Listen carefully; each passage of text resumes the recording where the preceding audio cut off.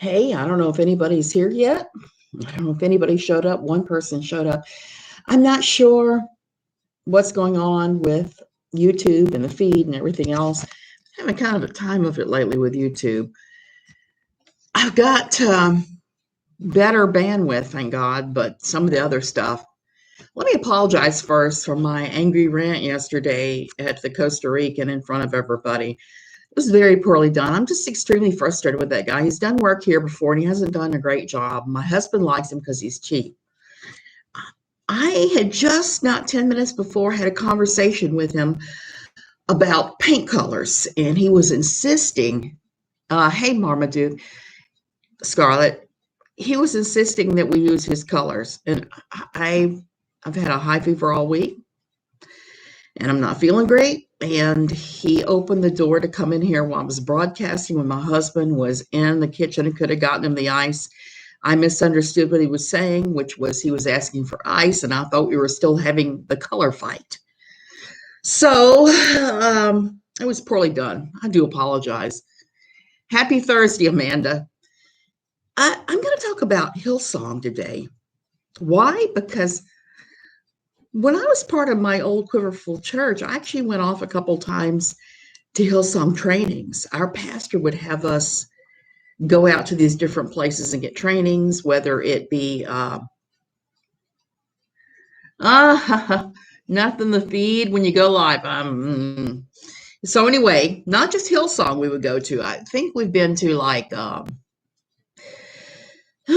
Brownsville Assemblies of God and the Brownsville Revival in Pensacola Christian College. There's been all kinds of places that when I was at my old church, the pastor used to send us off frequently if we were involved with worship to get training. So I always say that. I said that of my last pastor before he left. When I joined worship team, I said, I'm Hillsong trained. And I am. So I'm not a big, he dances in the rain and BS. I not a big fan of Hillsong. Even though I did go through their training, why am I not a big fan of Hillsong? There's just some things there that have always given me pause. I'm going to say the C word, I'm going to call it that. They have always struck me that way, the way that they control their members' lives, the way they control everything just really just irks me. We're still being ill here, so I'm crawling here in a t-shirt and cutoffs. It's not been a great morning. So I was doing a little research on this after it came up on my news feed today about Hillsong United and Brian Houston, who is the senior pastor at Hillsong. Brian has had kind of a checkered past, and I kind of wanted to talk about that a little bit. He is the son of Frank Houston and the father of Joel Houston. The prime minister is a close friend of his, and he's been invited to the White House. Oh, BS, I'm sorry. I'm sorry you're having a headache. And that type, hemiplegic migraine. I'm not even sure what that is, but it sounds out. Yes, Amanda, he turned out to be a scoundrel, and I'm not surprised because, like I said, just my interaction with them has told me that they're kind of a C word. They kind of are. They fit the bite model in so many ways. So the prime minister of Australia is a close friend of his and invited him recently to the White House. Apparently, right now, Brian is in the U.S. There's been an arrest warrant issued for him in Australia. And I don't know which way this is going to go, but I do want to do a little deeper dive than what most of the news organizations are doing. Why? Because of my own involvement with this group. And it's a shame because some of the music they make is just absolutely beautiful. I challenge anybody to listen to their song that they did that was very popular the last 4 or 5 years. When Oceans Rise, I think is the name of it. Yeah. So anyway, feel better, B. I agree. Hey, Casti. Casti, yeah. Well, Hillsong, when they came out with the arrest warrant for Brian, that take it to a whole different, we must talk about this level. Here's what I'm kind of puzzled about the arrest warrant. Okay. It involves the fact that he did not tell about his father molesting boys in the 1960s and 70s. I'm not sure that you can legally be held culpable, well, at least not in the US. If you were a child when you saw abuse was ongoing and you didn't tell anybody, because there's a lot of things about children that they may not take it in, they may not realize it for some years. I can say from my own personal experience, you can go through things and not really understand what you were seeing until you were older. Now, he's 67 now, so I'm not excusing him. I'm just trying to say there's all these reasons why he may not have, there may be actual legitimate brain related reasons that he would not realize it and or come forward. Apparently he did realize that he confessed it. He confessed he'd known to, and that he's on record as saying it. So I don't know why he would not have come forward at that point. Hillsong has had a ton of criticisms through the years, and there are reasons for that. There are a lot of good reasons that I'm going to go into why Hillsong has had their criticisms through the years. And that's even after me loving some of their music. It is just a problematic place. You know, Brian was raised by Frank and his wife and Hazel, and they'd been Salvation Army officers, I guess kind of like pastors, in New Zealand before joining the Assemblies of God Church. When they joined the Assemblies of God Church, Frank ended up pastoring a church near Wellington in New Zealand. In 1978, Frank and Brian started to work together in Australia. They'd all moved to the Sydney area and were working at the Sydney Christian Life Center in Darlinghurst.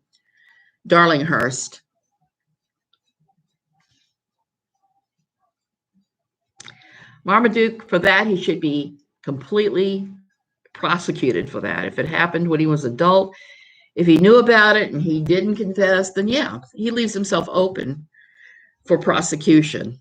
And I think that needs to happen. Brian started his own church in 1980, so he didn't work with his father too many years. Hillsong started out as AOG, started out as Assemblies of God, which is a very, very fundamentalist kind of church. A lot of the AOG members I knew in Virginia, the women had to wear skirts down to their knees or past their knees. A lot of times you'd see the blue jean skirt was very prominent. There were a lot of things like that going on. So they stuck to this very fundamentalist thing. Hillsong was not quite that fundamentalist, I can tell you. Hillsong was Assemblies of God until 2018. They left. Now they're kind of an evangelical and Pentecostal movement.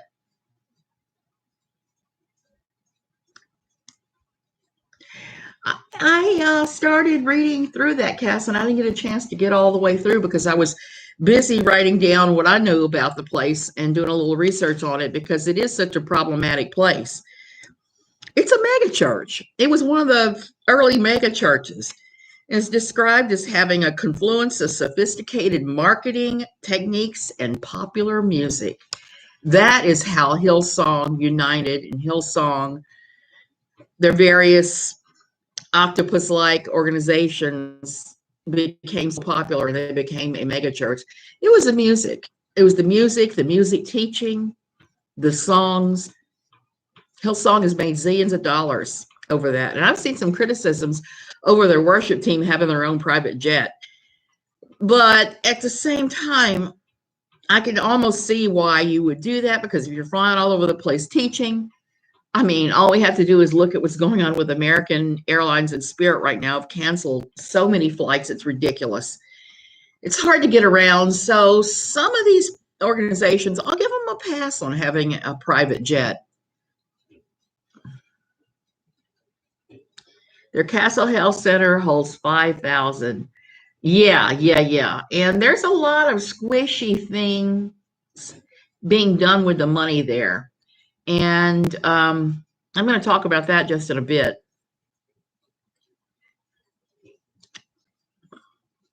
Brian's son, Joel, was one of the founding members of the popular Christian band the Newsboys.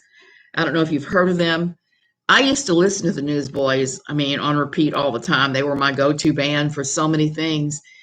And I've now read some hot takes of some of the band members who have left and are no longer Christians. It was controlled pretty heavily by Brian Johnson too there for a while. So that is one of my other criticisms of Hillsong, is they have this creeping like kudzu effect where they go behind the scenes and go into these different ministries and these different churches, these different organizations, and put their little stamp on it. Yes, Amanda, I'm getting ready to talk about the cancer guy too. A lot of the criticism has been over the millions of dollars that flows into the church that is a result of their strategic marketing to young folks. They really appeal to like millennials and early 20s.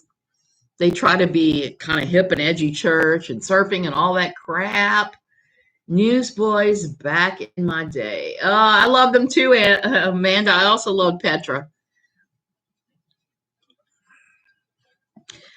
So Hillsong had offshoots everywhere. They were like I said, evil kudzu going everywhere. And at last count, they have 150,000 followers in 23 countries. There are Hillsong churches everywhere you can imagine. They're all over the place. They're in America, of course. They're in Russia. They're trying to open in Mexico, is my understanding. They are everywhere. They have facilities and programs that are currently worth over $100 million. Let that sink in a minute. $100 million. It's pretty crazy. They got into a lot of trouble because at one point they were preaching a version of the prosperity gospel, which we've seen that get so many people in trouble. And that's why I cannot love Joel Osteen like my husband does, because I think that Joel also preaches a very prosperity gospel theology, and it's not backed by anything in the Bible at all. Hillsong has released over 40 albums. Think about that for a minute. That's pretty crazy that they've released so many. They also, with all their money and their clout, they have significant political influence in Australia and beyond. There are other places where they have that kind of influence as well. Man, I got pages and pages of notes. One of the biggest controversies is over their finances, how that they handle them, how they treat their employees, just the whole idea of millions of dollars coming in, yet they're using volunteers to staff and run this place for the most part, and the guys at the top are getting paid. They don't do, I'm not a Joel Osteen fan either. My husband loves him, and I'm just sitting there going, no, I don't think so. But we don't have the same feelings on faith, and I'll go to church with him. I won't take it in. I don't really, so far, I've not found a church here that I would call as good. But he loves it. He wants me to come with him, so I go with him. And sometimes I will take my little notebook and write my long response to the sermon, because I don't always agree with it. A lot of times I don't agree at all. So their finances are problematic. They've had all kinds of money coming in, going out, and they haven't been very forthcoming about how they spend their money. They've had links to controversial organizations that have said things about the LGBTQ community, that believe in praying away the gay. They have a lot of links there, even though Brian has tried to say through the years that he had nothing but compassion to anyone identifying that way. They've had links to organizations that have outright harassed some of the gay world. They try to silence their critics. That's always a big one. When you try to do that, you are kind of on the sucky side as far as I'm concerned. Hardly any of the money they get goes to charity. You're right about that. Almost all of it goes straight into like paying the elders and things. They try to silence their critics. There have been people who've left, who've written books or tried to speak out and been demonized, shut down, treated with lawsuits and various things. And the behaviors of the elder board has been somewhat less than forthcoming or righteous at all. So all of those things add up to that wonderful C word that is part of the bite model.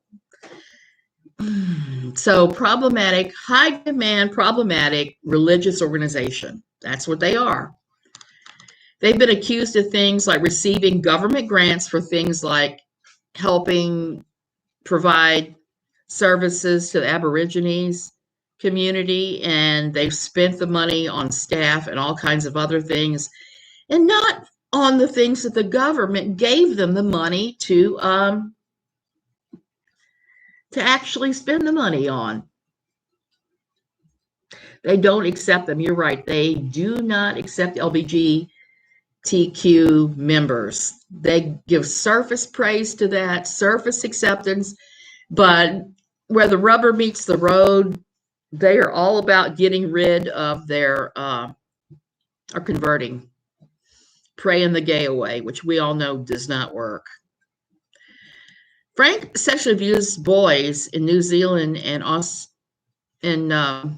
Australia throughout the 60s and 70s. His wife reported the abuse, but Brian did not, even though he talked about it. Frank even tried to bribe one of his accusers into silence, offering him a very large sum of money just to shut up and go away. And that sounds like something a mob boss would do. And it didn't work. They had a guy who was connected to them who faked cancer. Yes, that is Michael Guglielmucci. If I mispronounced it, I'm sorry. He claimed to have had cancer and to have beaten the cancer by using prayer and praise music and stuff. And he wrote a song, something like, I believe it was called My Healing or Healing, something like that. And he endlessly promoted that to Hillsong until they put it on one of his albums, their albums. Apparently, he was a pastor that was not actually part of them, or that's what they're saying now. But he never had cancer. It was exposed later that he had totally lied about that. And eventually, Hillsong did pull the song and admit that they were wrong for not doing their bona fides on him, not checking him out to see exactly what it is that he did. And then now I got to talk about, they have terrible links to Mars Hill and Bill Driscoll. Bill Driscoll of the Women Are Penis Homes theology, who lost his church after he spent millions of the church money buying his book to push it onto the New York Times bestseller list. And Bill Johnson of Bethel Redding. And I'm sure that you've heard me rant about Bill Johnson and Bethel Redding. That is the church that was involved with the death of Olive Heiligethal, if I remember that was the name. They don't believe in death. They believe that they can just pray and raise anyone from death. They even have a death raising team. They are really nuts. They believe also that if there is a preacher of old, that they can take their anointing just by laying down on their grave and soul sucking up the anointing. That's one of their beliefs. And both of these guys are extremely problematic with very problematic beliefs that don't even line up with anything in the Bible. Yet they're good friends of Brian Houston's. At least they were until they got into trouble. Yeah, that poor little girl. They held her corpse and prayed over her to raise her from the dead. And I don't know her from the dead. And I don't know how that would work exactly. Yeah, that's extra BS. You're right, Prairie. I think it's extra BS. It's ridiculous. They exploit their members by creating this excitement and telling them you're going to be healed. This is going to happen. The thing that I don't like about Driscoll and Mars Hill is while he appeals to young guys, he teaches his hyper masculinity, this be the jerk, be the protector, jump in there like the bully, and boom, boom, boom. He teaches that. He teaches that women are less than men, instead of realizing we're just two sides of the same darn coin.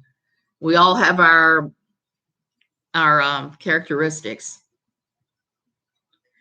Yeah. So, and the thing is, I know somebody was involved in that Mars Hill crash, and I'm still trying to do some investigating and find out exactly how she was involved and what happened. Her husband came into Christianity because of Mars Hill, because Bill Johnson, I'm getting my guys fixed, Mark Driscoll preached this hyper-masculinity to the punk rock crowd. And her husband was big punk rock, and he came in because of that. And there are a lot of guys that would have never come into Christianity any other way. Like I said, Driscoll preached this stupid thing. Hey, small town Jewel. Prairie, yes, you're lucky you're Jewish. And we have to talk about Carl Lentz. There's no way we can talk about Hillsong without talking about Carl Lentz. Carl Lentz was the head of Hillsong in the U.S.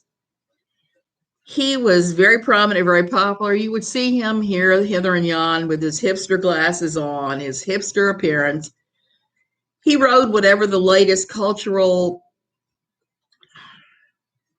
hyperbole sort of thing was at the time. He was very much the hipster. He was at part of Hillsong Los Angeles and Hillsong NYC, and he brought Justin Bieber into the flock. Which I will say this, I'm going to give Carl a compliment. Before he did that, Bieber was running around doing the craziest stuff, like drag racing with his father in the middle of the night in cities, and he was doing all kinds of crazy things involving drugs, something called scissor, I guess, some kind of Mexican cough syrup concoction they seem to like to drink. So before Carl Lentz reached out to Bieber, he was doing crazy stuff. Amanda, yes, they kept that poor little girl's body a week trying to raise her from the dead. I don't know if they ever did figure out what happened to her, or whether it was a very sudden thing. And she was apparently the picture of health before that. So it was pretty disgusting. But at the same time, I can see how a grieving mother would want to do that. And I believe that Hillsong, Bethel Redding, and Bill Johnson and the whole 9 yards, they exploited a grieving mother who was their worship team leader, one of their worship team leaders. They exploited her and tried to use this as a way to gain notoriety in the press. And I will always hold that against Bethel.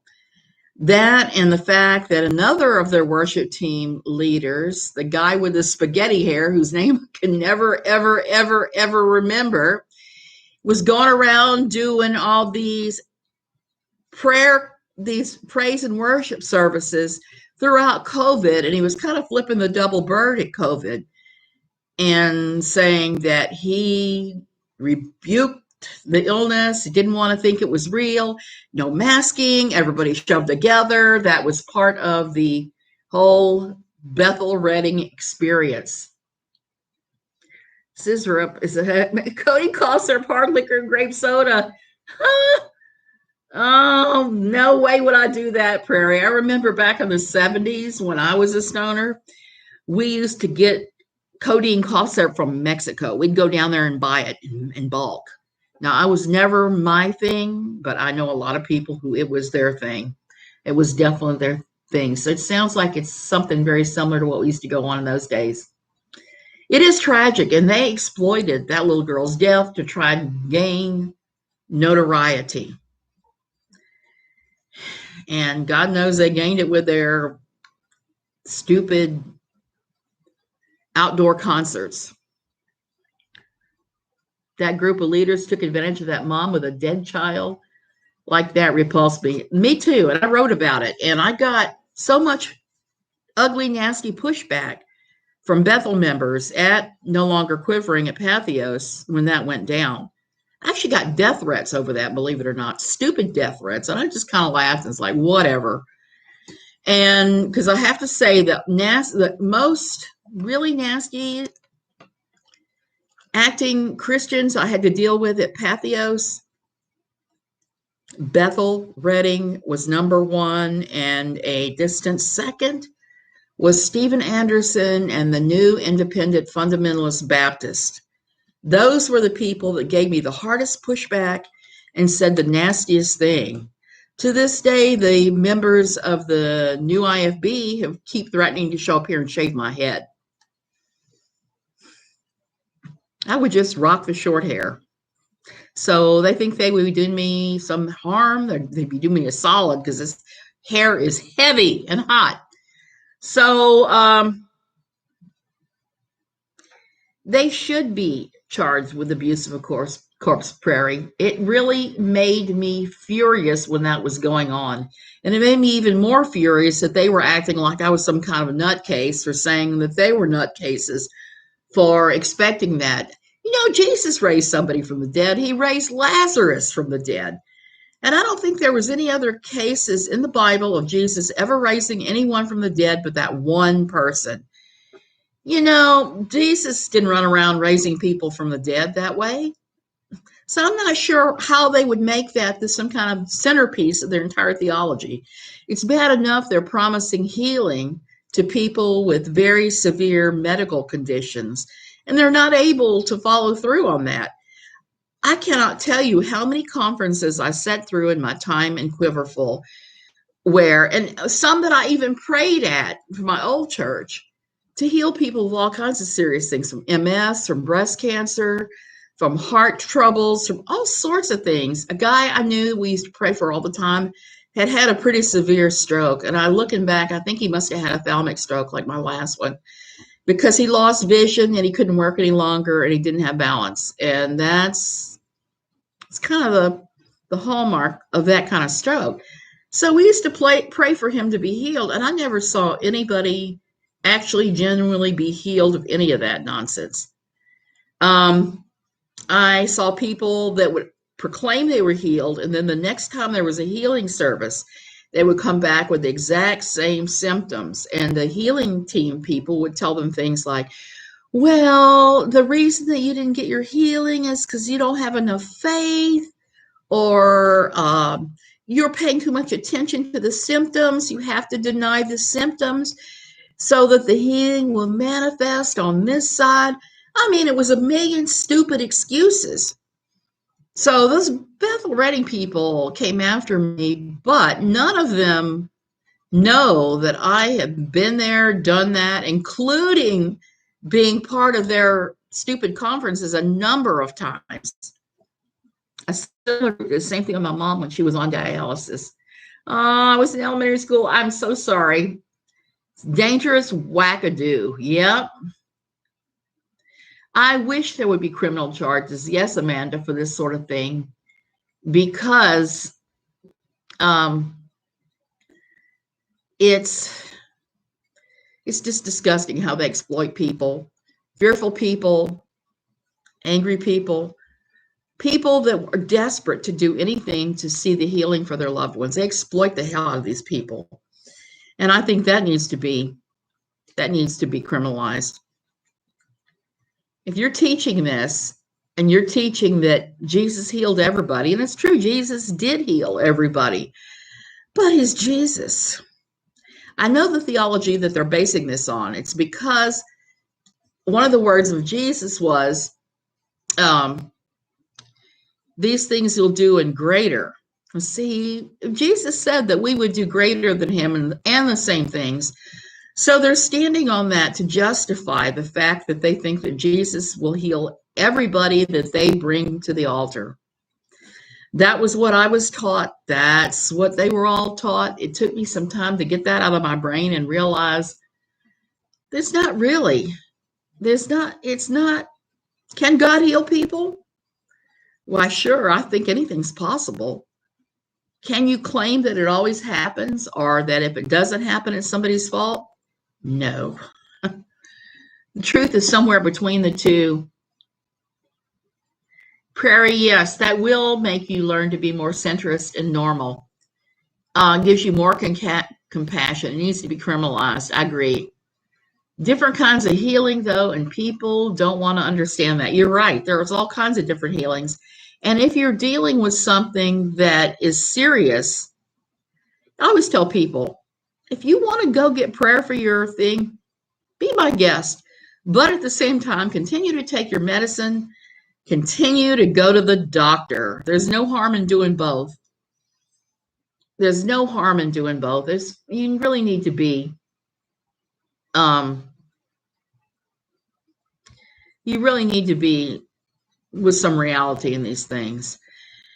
And pray, I'm glad they didn't tell your mother to go off dialysis, because I have seen that happen too. I've seen people in some of these ministries say, you have to step out in faith in your healing and manifest it by stopping all treatment. They told me that about my sleep apnea, and I did. And I made myself worse, just like I made my asthma worse, because I stopped all treatment that would have maybe derailed how bad it got when I was in my 40s. Why? Because I was asked to do so as part of the healing team. I was told I needed to step out in faith and manifest my healing. I've gotten off on those people at Bethel Redding and their healing theology. I didn't mean to do that, but former members of Hillsong accuse the church of using them as slave labor. Apparently, they take people and they use them to do all kinds of tasks. They don't pay them anything. And they try to control everything that the members do, who they can date, all sorts of just things that is really none of the church's business. And I think they all do that. I'm just going to say most of the C-word churches I know, the high demand religious organizations, they do that. They just control the heck out of everybody, regardless of what that is, regardless of what reality is. That's where they go with this thing. And it's never good. It's never good.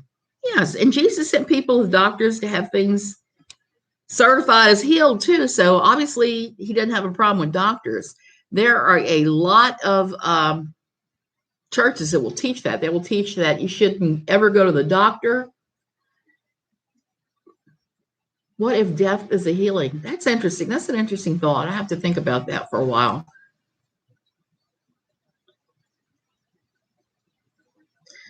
I wish she had raised you Jewish. You would have probably had an easier time of it. I have less than no tolerance for Exan people who proselytize to Jews.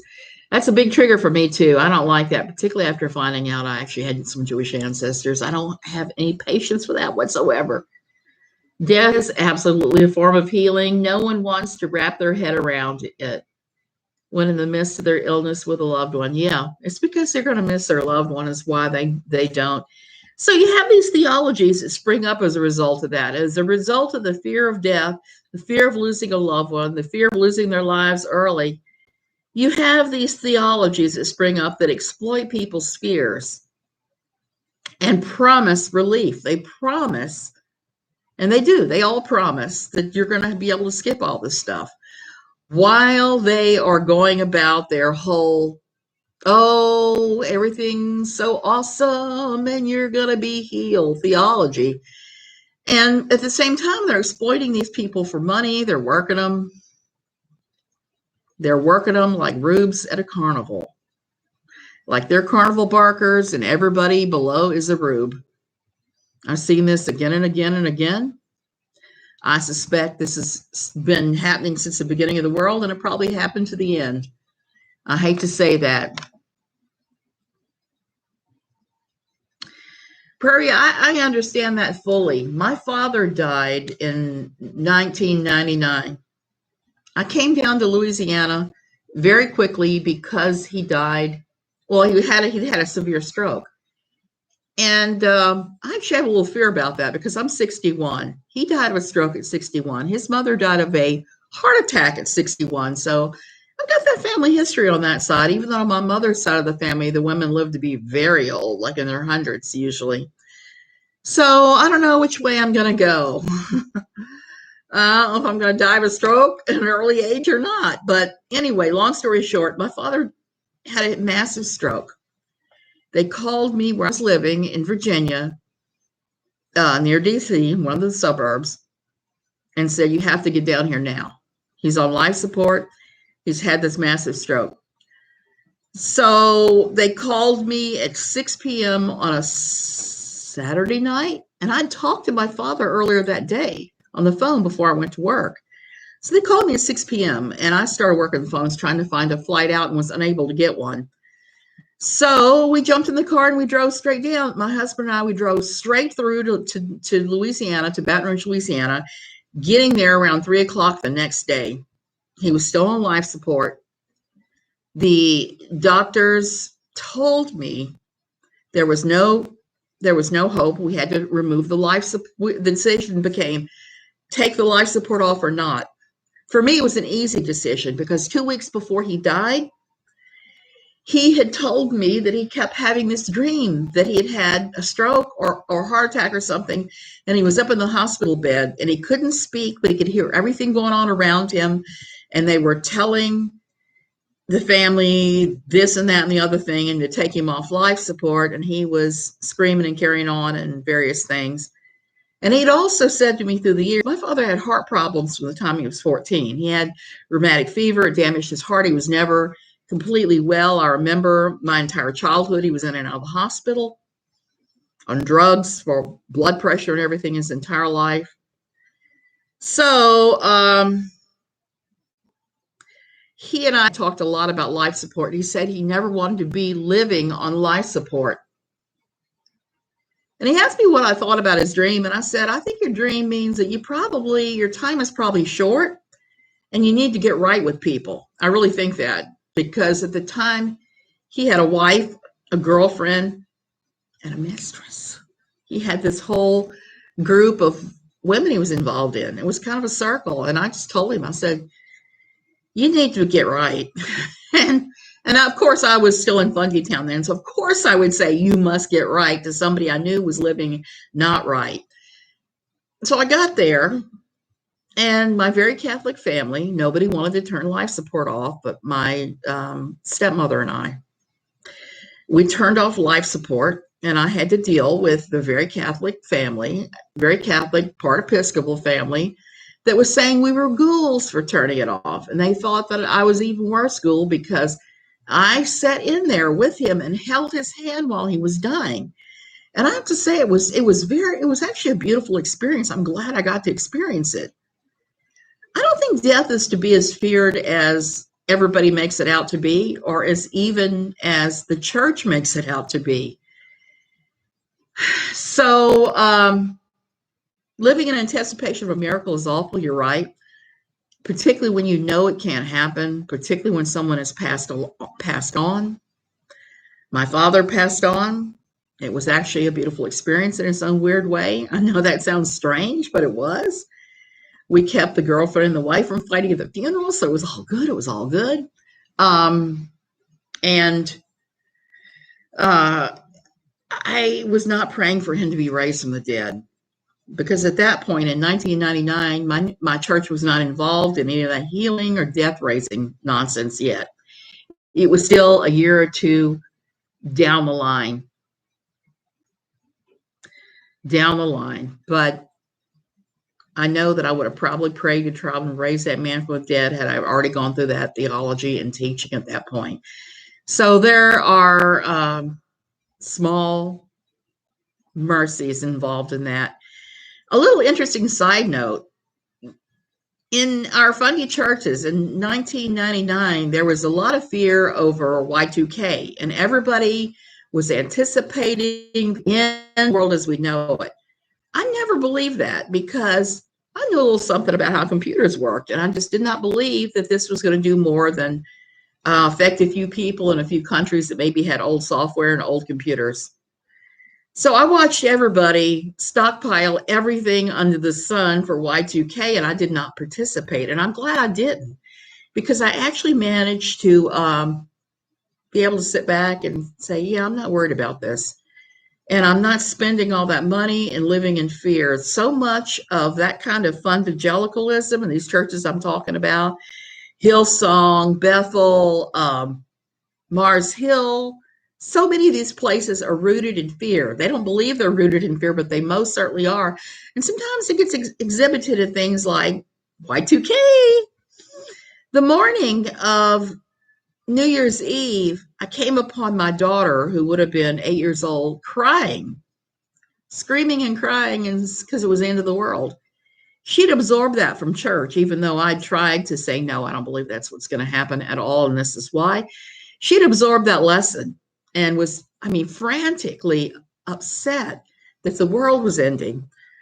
So I remember I took her into my bedroom, sat her on my waterbed here in our bedroom, and turned on the television and showed her that we had all these places around the world that it was turning into the new year and nothing was happening. There was no end of the world. That was very, very, very thing. I did nothing for the end of the world either.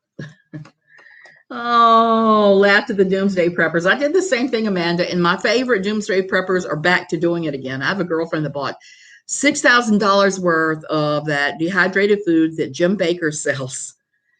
And I was at her house one day. I was looking at her hoard, and I said, "What are you going to do for water?" I was like, a light bulb went off on her head. It was like, oh, I have to get water. So she's got all these jugs of water stored now so that she can go ahead and survive the end of this world as we know it. So she can survive all that. And she used to ask me, what are you going to do if X, Y, and Z happens and the end of the world comes? I said, well, I guess I'm just going to feed everybody from my Costco hoard that shows up at my door and wants food, and I'll figure the rest of it out later. I'll probably be dead anyway. My asthma meds stop. So, Jim Baker's another one that I think is super toxic that lives on fear, and he exploits the fear. That's what they all have in common. They use the fear to exploit dollars out of people. Okay, it's 42 minutes in. I'm still sweating my biscuits off because I've got some kind of fever, or I don't know what's wrong with us. I don't think it's COVID, but we're sick with some kind of thing up in here. My husband skipped Bible study. You know that's bad for him because he loves his men's group. Me, I'm just underwearless and barely dressed. So I'm going back to the bed here and see if I can kick this thing. You guys all have a great day. I don't know what I'm going to talk about tomorrow, or if I'm going to talk about anybody or anything tomorrow. But be very careful where you get your sources of these things. Oh, he did get in trouble over COVID. I got to mention that more before I go. He got in trouble over COVID because he sells this miracle silver solution that my friend that bought all his food eats too. Takes, I should say, for all sorts of things that she's got wrong with her. The silver solution has been proven. Any colloidal silver, it can work as an antibiotic, I understand, but it builds up in your body. So it's not a good idea to take in metals. It's just not, because it doesn't build up in your liver, and eventually you're going to get liver cancer or have heavy metal toxicity. So Jim Baker was pushing his silver solution as the cure-all, end-all, and the cure for COVID. He said it would prevent you from getting COVID. No such thing. The FDA went after him. They forced him to take that down. I think they even forced him to stop selling it for a while. So always check the science on every cure that is promoted to you, even if it's not by some fundamentalist, some evangelical. Always double check, look at the science. I have always found that NIH is a good source of legitimate medical. They'll tell you the surveys and studies they've done and the information. They don't try to hide anything. It's all there. So I'm a big believer in looking at Johns Hopkins websites, all of that. People who have these things and are studying it. Example, It was pushed to me after my first stroke, promoted to me by friends, to have a stem cell replacement. It's about $100,000. You have it done overseas. I'm sure I could find a place here. I understand some of these places are in Costa Rica. They say that their stem cell replacement therapy cures strokes, it cures MS, all these different conditions. Not realizing that Johns Hopkins actually studied using stem cell treatments to treat MS and other things, and ended the study because they killed too many patients. Too many patients died. So they're promoting this, and I know somebody that spent that $100,000, that did the fundraiser and went to Russia, had the treatment, is now back in their home country, and 2 years later is now having MS again. It's not a cure. And a little bit of Googling of legitimate medical sources will show you that it's junk science. It just is. You have to be really careful about that. So anyway, I'm staying well. I'm not going to chew out any Costa Rican guy today who's asking me for ice because I think he's saying yellow, because we've just fought about colors. I'm going to stay in and behave myself. I got to make one run out to Issei to return the rest of my equipment and beg them for my Fire Stick back. Apparently, the guys at the new cable company, when they switched everything over, put my Fire Stick in with that. So I have to try and retrieve my Fire Stick. I would like to have my third one. Mayo Clinic Government Health Sites. You're right, Marmaduke. That's right. Science only. I'm a science only gal. And I was a science only gal when I went to church too, which used to get me in trouble. So sometimes, because I would say, please don't do that. Even though I still believed at that time in healing prayers for people. Love you guys. Have a great day.